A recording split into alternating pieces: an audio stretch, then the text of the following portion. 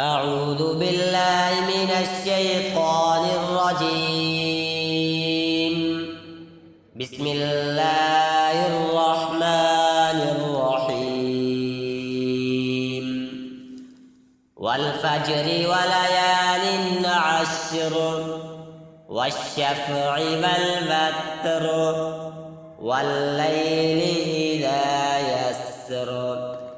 هل في ذلك قسم لذي حجر ألم تر كيف فعل ربك بعاد إرم ذات العماد التي لم يخلق مثلها في البلاد وثمود الذين جابوا الصخر بالواد وفرعون ذي الأوتاد الذين طغوا في البلاد فأكثروا فيها الفساد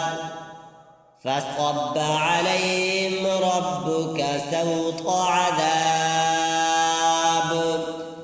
إن ربك لبالمرصاد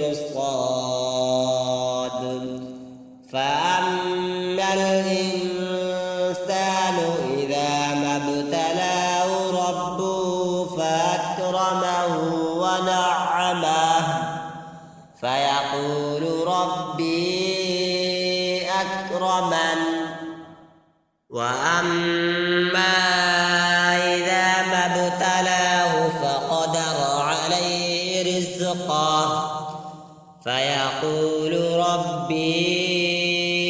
أهانن كلا بل لا تكرمون اليتيم ولا تحاضون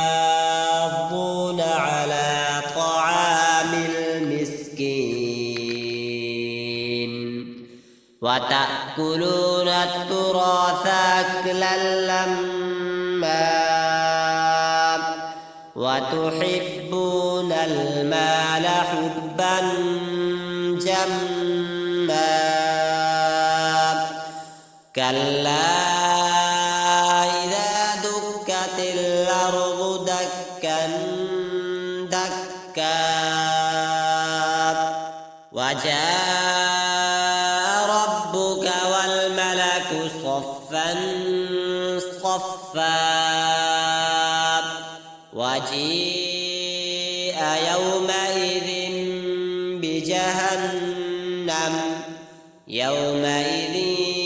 يتذكر الإنسان وأنى له الذكرى يقول يا ليتني قدمت لحياتي فيومئذ لا يعذب عذابه أحد ولا يوثق وثاقه أحد يا أيتها النفس المطمئنة ارجعي إلى ربك راضية مرضية فادخلي في عبادي